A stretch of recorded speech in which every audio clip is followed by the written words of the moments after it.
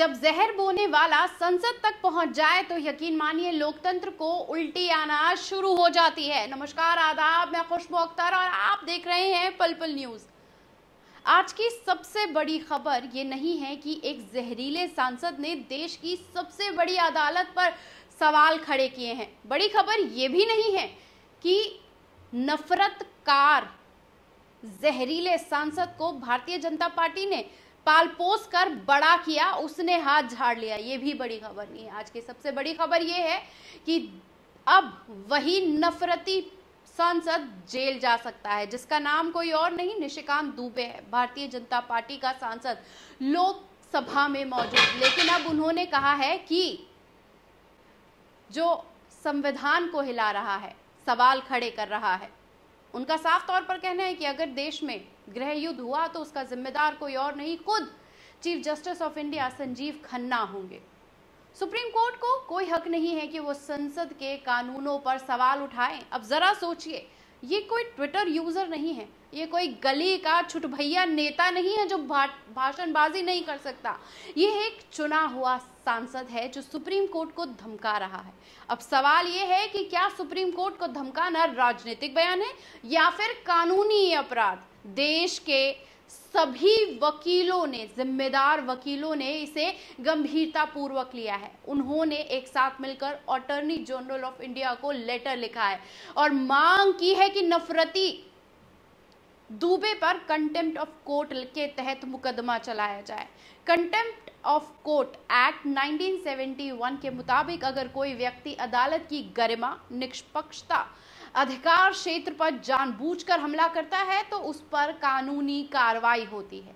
सजा 6 महीने की जेल, जुर्माना 2000 और संसद की सदस्यता भी जा सकती है। अब एक सबसे जरूरी बात समझना जरूरी है, ये सिर्फ एक बयान नहीं है, ये उस राजनीति की मानसिकता है जो अब अदालतों को भी अपने अधीन लाना चाहती है। बीजेपी ने डैमेज कंट्रोल शुरू कर दिया है। जेपी नड्डा ने ट्वीट कर साफ कह दिया है कि ये बयान पार्टी के लाइन से बाहर है। लेकिन सवाल ये है कि क्या पार्टी सिर्फ ट्वीट करके अपना पल्ला झाड़ सकती है? क्या प्रधानमंत्री मोदी इस बयान पर एक भी शब्द बोलेंगे या हमेशा की तरह इस बार भी चुप रहेंगे? ये सवाल इसलिए भी जरूरी हो जाता है क्योंकि जब सत्ता से जुड़े नेता देश की न्यायपालिका पर उंगली उठाते हैं तो उंगली सिर्फ एक जज पर नहीं उठती, वो संविधान की नींव को हिलाती है। क्या ये सब अचानक हुआ है? ना, बिल्कुल नहीं। ध्यान देने की जरूरत है। ये वही साजिश है जो पहले विपक्ष को कमजोर करने से शुरू हुई, फिर मीडिया को कब्जे में लेने से शुरू हुई और अब बारी है अदालत को चुप कराने की। क्यों? क्योंकि सुप्रीम कोर्ट ने वक्फ संशोधन कानून पर सुनवाई की और सत्ता को ये नागवार गुजरा है। अब सुप्रीम कोर्ट से पूछा जा रहा है कि मंदिरों से कागज क्यों मांगते हो, मस्जिदों को छूट क्यों देते हो? यानी अब अदालत के फैसले को हिंदू मुस्लिम के चश्मे से देखा जाएगा। ये कौन सा लोकतंत्र है? ये कौन सा संविधान है जहां सवाल पूछने वालों को देशद्रोही कहा जा रहा है? क्या अदालत की गरिमा अब राजनीतिक सुविधा से तय होगी? क्या चीफ जस्टिस अब सरकार की लाइन पर चलेंगे? ये भी वही तय करेंगे जो अदालत पर आरोप लगा रहे हैं। नफरती सांसद निशिकांत दुबे का बयान सिर्फ जबान फिसल जाना नहीं है, ये सुप्रीम कोर्ट को धमकाने की सुनियोजित कोशिश है। ये एक कोशिश पहली बार नहीं हुई है। हर बार जब सरकार की मंशा पर सवाल उठता है या जब अदालत सत्ता को रोकती है तो उसे बदनाम करने की मुहिम छेड़ दी जाती है। और जब सवाल नहीं कार्रवाई की बारी आती है तो कंटेम्प्ट ऑफ कोर्ट का मामला अगर चलता है नफरती सांसद पर तो उन्हें जेल जाना पड़ सकता है, सांसद पद गंवाना पड़ सकता है, राजनीतिक करियर पर ताला लग सकता है। प्रशांत भूषण को एक ट्वीट की सजा मिली थी, अरुंधति रॉय को एक लेख पर जुर्माना देना पड़ा था, फिर संसद में सुप्रीम कोर्ट को गृह युद्ध का जिम्मेदार कहना, तो क्या उसे छोड़ दिया जाए? अब बात सिर्फ सुप्रीम कोर्ट की नहीं है, संविधान की हो चुकी है। अब मसला सिर्फ कानून की व्याख्या का नहीं है, लोकतंत्र की आखिरी दीवार को बचाने का है। अगर आप सोचते हैं क्या फर्क पड़ता है तो याद रखिएगा, कल जब आपकी खिड़की के बाहर आग लगेगी तो अदालत भी आपके लिए नहीं बोलेगी, क्योंकि आपने आज एक शब्द नहीं कहा है।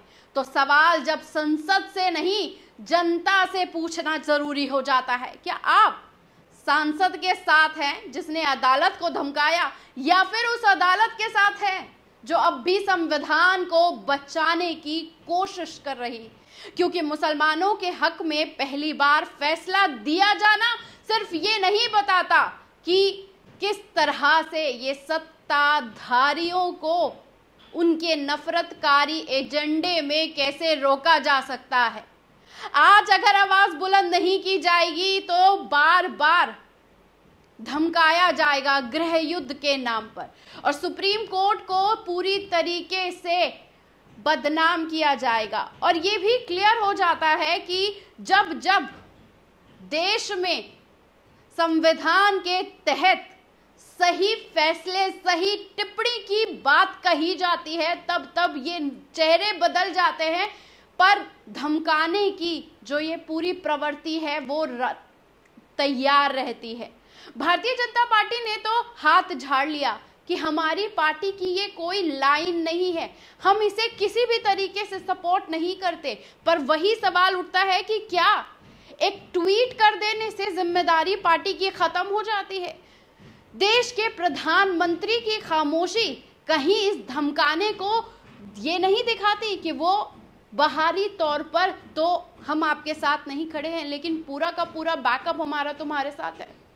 हजरत मोहम्मद सल्लल्लाहु अलैहि वसल्लम की बेहुरमती करने वाली नफरती औरत के साथ भी भारतीय जनता पार्टी ने खामोशी से स्टैंड लिया था, लेकिन सऊदी से उनका व्यापार ना बिगड़े इसीलिए हम उसके साथ एक पार्टी लाइन हमारी नहीं कहती, इसीलिए हम उससे दूरी बनाते हैं। लेकिन आज भी बड़े पद पर नफरती औरत को बिठाए रखा है। अब सवाल ये उठता है कि देश की इकलौती संविधान के आवाज को बचाने वाली, बुलंद करने वाली, सही मायनों में आवाज उठाने वाली एकमात्र संस्था को अब भारतीय जनता पार्टी खामोश करा देना चाहती है, और उसकी चाल क्या है वो आपके सामने है। सवाल ये उठता है कि क्या देश की इकलौती बची आवाज को भी भारतीय जनता पार्टी अपने पावर, अपनी मैनिपुलेशंस के साथ दबा देगी? आगे आने वाला वक्त बताएगा, लेकिन ये तय हो चुका है कि नफरती सांसद को जेल की हवा खानी पड़ेगी, और साथ ही साथ अपनी कुर्सी जिसका घमंड है उसे भी गंवाने की नौबत आ सकती है, क्योंकि देश के सभी वकीलों ने मिलकर लेटर लिखा है, और ये लेटर बताता है कि देश में जिम्मेदारों में आज भी रीढ़ की हड्डी बाकी है। कैसी लगी ये खबर? कमेंट बॉक्स में आके अपनी राय देना ना भूलिएगा। शुक्रिया।